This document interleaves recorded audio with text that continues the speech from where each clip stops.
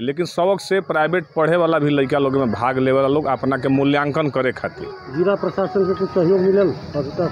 बहुत बार हम तक गईनी एकरा में, लेकिन अभी तक ले कोनो जिला के पदाधिकारी लोग हमनी के एकरा मदद ना कैलस लोग। और बल्कि अमन समीर सर से भी हम मिल रही, लेकिन वहाँ के तरीका भी देखौनी कि सर हमनी के गोड़ लगतनी समाचार बटुए चौगाई से। डीएम साहब हई हो देखी काहे कहा था डीएम साहब हई हो देखी, पूरा समाचार देखब, साथे साथ ऐसा लोग के बयान सुनब जेकरा बाद रौरो कहे पो मजबूर हो जाए कि डीएम साहब हई हो देखी। खबर का बटुए करा के विस्तार से जानी। गाँव गंवई लइका जवन की एगो संस्थान के शुरुआत कैलन ताकि ग्रामीण परिवेश के लइका के भी शिक्षा में बढ़ावल जा सके। एकरा खातिर 15 गो लड़कन के टीम तैयार भइल। इ लड़का के टीम निस्वार्थ भावना से गांव गंवई लइकन के जुटा के हर महीना में मासिक परीक्षा लेवे शुरू कैलन, जेकर परिणाम भइल कि कोरोना काल से पहले यह संस्थान में परीक्षा देवे वाला लइका टॉप करत गइलन बिहार बोर्ड के एग्जाम में। कोरोना काल आइल जेकरा बाद ई परीक्षा स्थगित कर दिहल गई, लेकिन फिर से शुरुआत कर दिहल गई। लेकिन बिहार सरकार के नीति या बिहार सरकार के गीति कहला पो कहात नहीं खे। स्थिति ई बटुए कि यह प्रकार से कार्य कइल जाता जेकरा के आगे बढ़ावे खातिर जिला प्रशासन के भी सोचे के चाहिए ताकि ऐसा लइकन के मनोबल बढ़ सके। जी हाँ, बात हो रहा बटुए चौगाई में चल रहा ज्ञान प्रसार फाउंडेशन के, जेकर गुड्डू सिंह संचालक बड़े, साथे साथ यह संस्थान में इंजीनियर से लेके डॉक्टर तक और डॉक्टर से लेके पत्रकार तक शामिल बढ़े, ताकि गांव गंवई लइकन के जौन की आर्थिक रूप से कमजोर बढ़न उनकर शिक्षा के आगे बढ़ावल जा सके। यह सोच के इस संस्थान चलावल जा रहा बटुए। यह संस्थान में लड़का बिहार बोर्ड के एग्जाम में बेहतर से बेहतर परिणाम भी ले अवतरन। एकरा खातिर लालायित बालो ताकि इ लोग के कार्यक्रम में डीएम साहब आवस आ इस संस्थान के प्रारूप के देखस आ साथे साथ हो सके तो जिला में एकरा के लागू करवावस।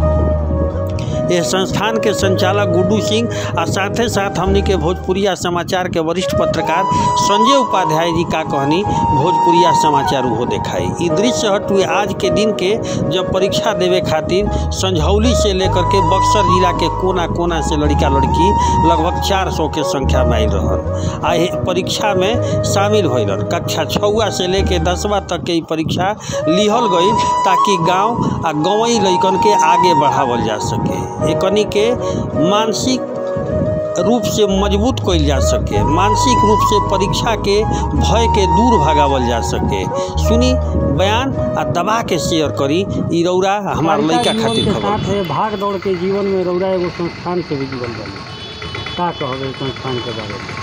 पत्रकारिता जीवन से तो जुड़ले बानी। पत्रकारिता जीवन के अलावा हमनी के एगो बच्चन के भविष्य सुधारे खातिर हमनी के गुड्डू सिंह आ कुछ एजा मित्रगण बानी, सब है मुरार के यहाँ सब बानी, संजय जी बानी, सबके सहयोग से हमनी के एगो प्लान बनौनी जाए कि कुछ धरातल पर काम कइल जाओ। और सरकारी विद्यालय के पढ़ाई रुआ सब जानते बनी, एकरा के देखते हुए हमनी के एगो अपना संस्थान के तहत एगो कार्य शुरू कैनी जा। पहले ज्ञान पुष्प फाउंडेशन से शुरू कैनी जा, कोनो कारण बस 2 साल चलल आ खूब बढ़िया चलल।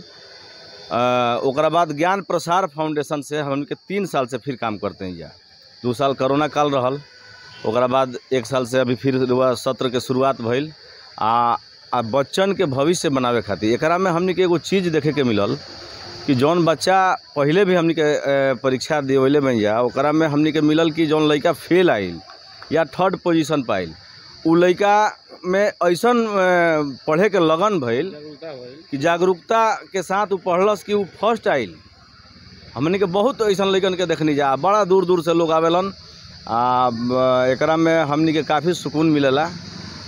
समाज सेवा एकरा से बड़ सेवा कोनो नहीं है। ऐसे कि राउर भविष्य जौन सुधरी, बच्चन के भविष्य सुधरी, बच्चा पढ़िया सा तबे बेरोजगारी दूर होई, कहीं ना कहीं उ सेटल हो जिया सा।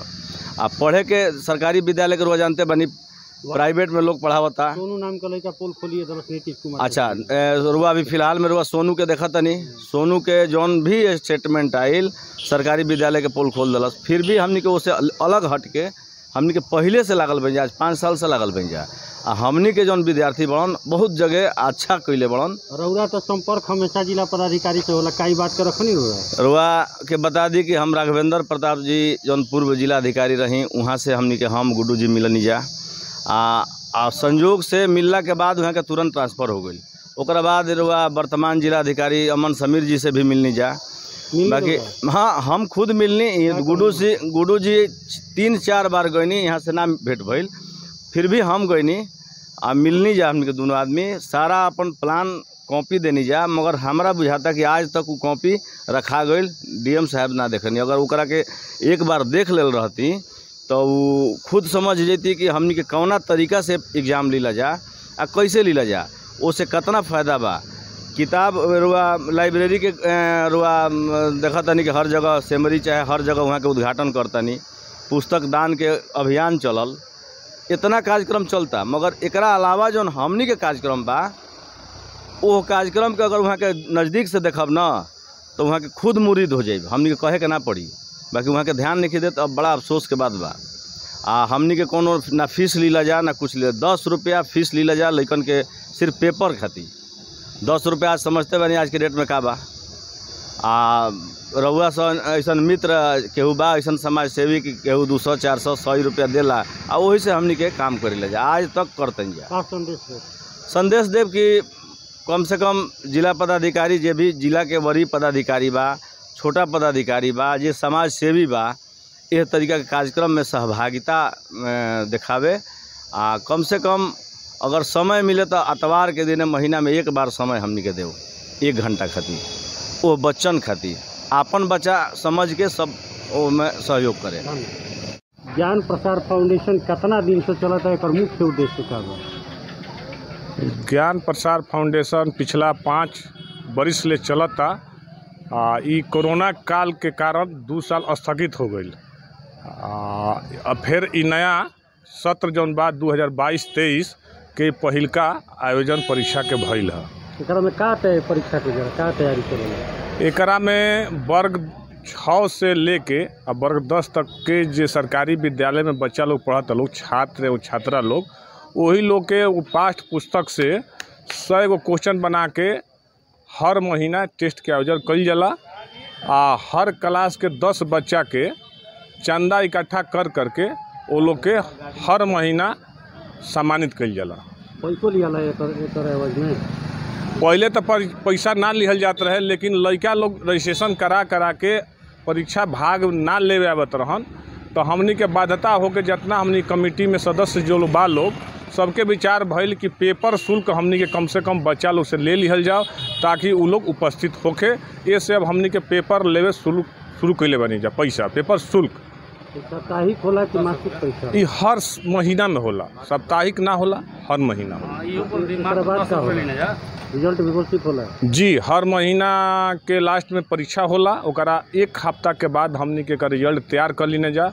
आ तैयार कैले के बाद जे भी 10 छात्र हर क्लास के चिन्हित होला लोग, वो लोग के गार्जियन के बुला के इज्जत के साथ एगो सम्मान समारोह करी न जा। और ओकरा में जे भी गांव के अगल बगल जे समाज से जुड़ल बा, अच्छा करता, जे प्रशासनिक पदाधिकारी बा, वही लोग के जे शिक्षाविद बा, ओकरे के बुला के हमनी के लड़का लोग के सम्मानित कराई न जा। सरकारी विद्यालय के लड़का सब ई तो परीक्षा चलता सरकारी विद्यालय के, लेकिन एकरा में ऐसा बाध्यता नहीं है कि जे प्राइवेट में पढ़ता भाग ना ली, लेकिन सबक से प्राइवेट पढ़े वाला भी लड़का लोग में भाग ले वाला लोग अपना के मूल्यांकन करे खातिर। जिला प्रशासन से कुछ सहयोग मिलल अभी तक? बहुत बार हम तो गईनी एकरा में, लेकिन अभी तक ले कोनो जिला के पदाधिकारी लोग हमनी के एकरा मदद ना कैलस लोग। बल्कि अमन समीर सर से भी हम मिलल रही, लेकिन वहाँ के तरीका भी देखौनी कि सर हमनी के कैसे आयोजन करने जाए, एक तरीका देख ली तो वहाँ के करा पर ख्याल ना कहीं देखबो ना कहीं। वहाँ के बड़ा ई बात के हमारा दुख बा चीज़ के, काहे से कि हमनी के ई भिक्षा मांग मांग के संस्थान के चलावत तनी जा। कितना लोग के टीम लिया? एकरा में हमनी के 15 गो सदस्य बानी जा। बाकी बहुत सारा लोग हमनी के गार्जियन बड़ भाई लोग जुड़ल बा लोग, जे 10, 20, 50 के सहयोग करेला लोग। और ओकरे सहयोग के आशीर्वाद के बदौलत ई संस्था 5 साल से पिछला चलत है। कहाँ के लड़का शामिल होखे? सर एकरा में तो मान के चली कि बड़ा दूर दूर से लड़का, मान के चली डुमराव तक ले। एकरा में संझौली से भी बच्चा, मान के चली कि जब 65 किलोमीटर संझौली परियोजना से भी लड़का आवेलन भाग ले खातिर। हमनी के देख के बड़ा आश्चर्य होला कि इतना दूर से बच्चा कैसे आवता है। लेकिन प्रशासन के सहयोग जिला प्रशासन कुछ अभी तक ले नहीं मिलल।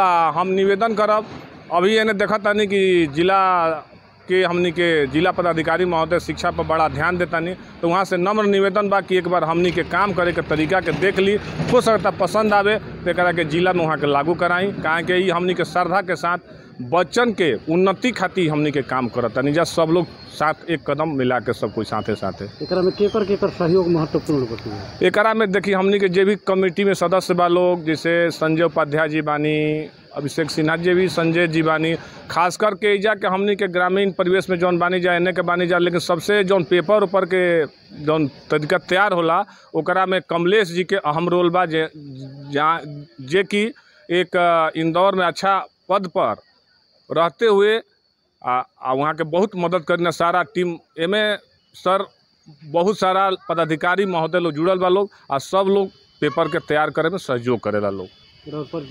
हमार तो नाम गुड्डू सिपर जी, घर चौंगाई पड़ी। संस्थान का नाम क्या है?